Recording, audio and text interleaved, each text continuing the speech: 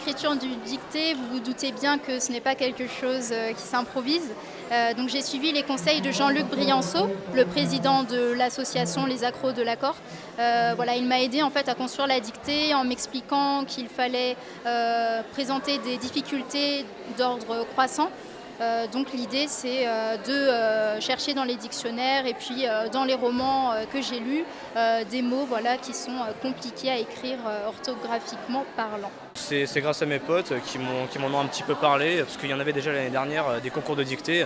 Et du coup, ils m'en ont parlé hier, j'ai décidé de m'inscrire hier pour le concours, parce que je trouvais que je me débrouillais bien dans tout ce qui est orthographe, etc.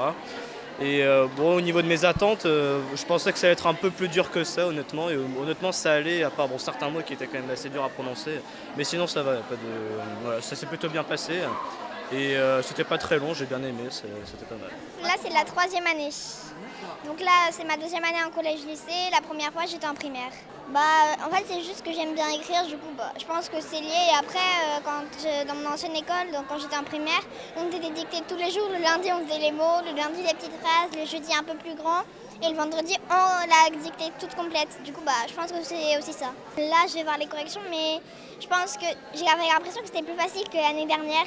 Parce que l'année dernière, il y avait des mots, j'en avais même pas entendu parler. Genre bougainvillier.